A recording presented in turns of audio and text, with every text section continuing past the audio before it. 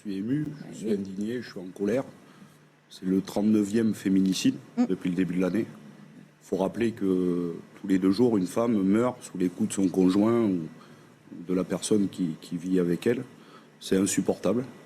C'est l'échec de notre société parce que tout est dramatique dans ce cas de cette jeune femme qui avait 3 enfants et à qui, évidemment, nous pensons à sa famille et ses proches. C'est l'échec de notre société parce qu'elle a alerté et que, malheureusement, elle a été tuée dans des circonstances dramatiques. Massacrée, poursuivie. Enfin. Il a tiré. Alors maintenant, il a brûlé vive. Il faut le dire. Avec les mots il lui a tiré dessus, puis il a brûlé vive. Enfin, c'est insupportable. Maintenant, une fois que nous avons dit ça et que nous avons une pensée émue pour ses proches et ses enfants, il faut que nous regardions comment nous pouvons faire face à cela. D'abord, les associations nous alertent depuis un moment, dire qu'il manque 1 milliard d'euros pour répondre aux besoins, je dirais, de protection. Donc, est-ce que nous consacrons 1 milliard dans le budget? Est-ce que c'est vraiment la cause nationale telle qu'elle a été éditée? Je pense pas suffisamment. Voilà. Donc, il faut le faire. Vous savez qu'il y a eu un débat sur le 39-19. C'est ce numéro que les femmes peuvent appeler si elles subissent des violences sexistes ou sexuelles et qu'elles se sentent en danger imminent. Il y a eu un gros débat sur ça.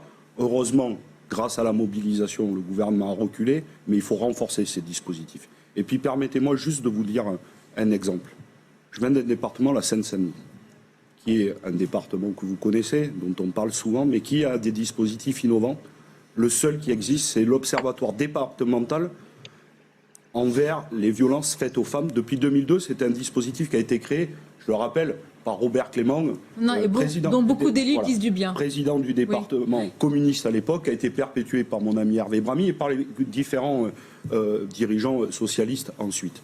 Il est dirigé par une femme extraordinaire qui s'appelle Ernestine Ronay et je veux lui rendre hommage aujourd'hui. Elle dit quoi?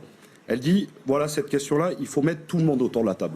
Magistrats, policiers dans la question de la formation, aussi les personnels associatifs, parce qu'ils peuvent entendre, écouter pour alerter, les dispositifs d'assistance sociale du département, les travailleurs sociaux, mais aussi des travailleurs du privé. Par exemple, vous savez, il y a une question, je finis juste sur ça. Vous savez, il y a une question, parfois il y a des femmes qui ne peuvent pas aller porter plainte au commissariat parce qu'elles n'en ont pas les moyens de se déplacer. Et ce dispositif permet de faire appel à des taxis qui sont aussi des opérateurs privés. Et on loue ce dispositif. Et ce dispositif, je dis qu'il pourrait éclairer aussi, parce qu'il permet elle a tiré l'alerte. Voilà. Et je pense que c'est important de le rappeler. Lorsqu'on met tout le monde autour d'une table, on peut faire des choses extraordinaires. Non, mais Monsieur Lacapelle, juste une chose. Les violences envers les femmes se déroulent dans toutes les classes sociales, partout. Oui, pas que dans certains quartiers populaires. Ça se déroule partout.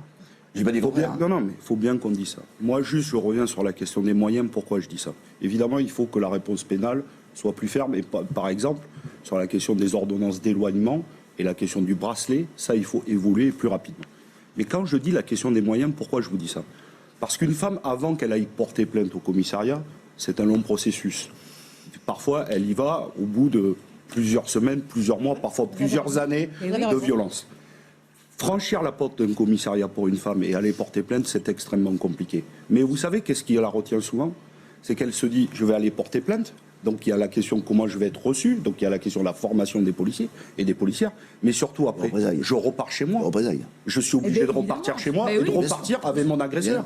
Donc quand je dis la question des moyens, c'est qu'une fois qu'une femme a porté plainte, est-ce que nous sommes en capacité de donner un foyer, un hébergement à chaque... Non mais un hébergement d'urgence, il y a des dispositifs qui existent, un toit pour elle, et je reviens sur le département de la Seine-Saint-Denis, mais bien sûr, et il n'y en a pas suffisamment, et c'est ça aussi qui parfois bloque.